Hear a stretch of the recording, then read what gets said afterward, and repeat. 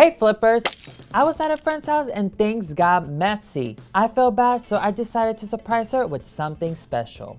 I found this old cabinet at the thrift store with shelves inside for only $11.99. Crazy, right? First things first, damage check. I found a chipped corner, but nothing wood filler can't fix. Now, I wanted to keep one of the doors intact on one side, but leave this half exposed. Let's remove the doors to get a better look inside. It's super dusty, let's clean it off. The first thing I noticed is this little shelf that would get in the way of what I had planned. But it's not easily removable, so I literally took a jigsaw cutter to cut it in half and yank it out. I repurposed one of the doors to be a divider, so I removed the shelves and all the other hardware attached to it.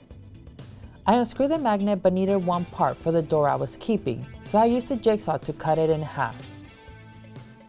The width of the door is a little wide, so I had to cut off the excess.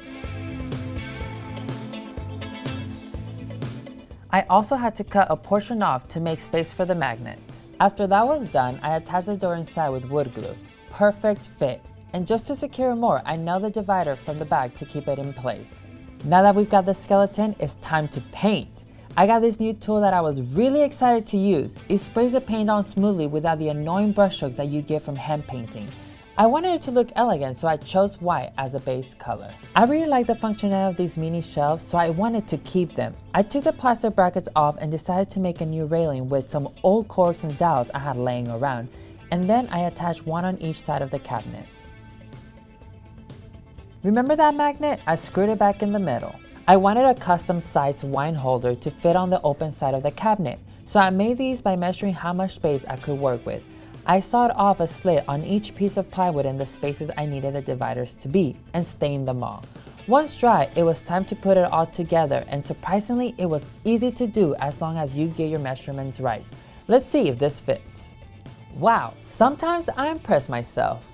Next, I wanted to create a wine glass holder, so I found a square dowel and glued it to a molding that I had cut to size. With some wood glue, I attached it to the top of the cabinet.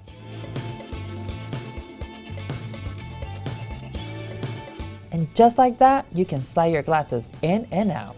Lastly, I didn't want my friend to be bending over and hurting her back, so I attached the legs to give it height. I decided on wooden legs to complement the other wooden tones of the furniture piece. I added accents to the door as a finishing touch.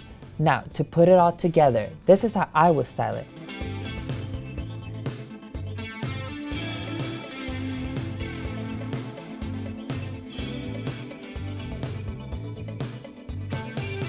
I sneaked in a light inside to give it more oomph.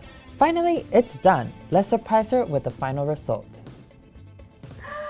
Oh my gosh! I went to a thrift store and I bought this shelf for you. Let me show you what it looked like. Yes. It's so plain. Yes, so as you can see, we added little shelves on the sides, the legs. We made this wine rack from scratch. The lights! Yes, there's lighting. This is your new bar cart. I know you need one. It's like night and day. It's beautiful. There you have it, flippers. Another successful flip in the books. Did you like what I did with the cabinet, or would you have done something different? Comment below and let me know what you want to see me flip next. My name is Eduardo, and thanks for joining us on Flipped, a series by Blossom.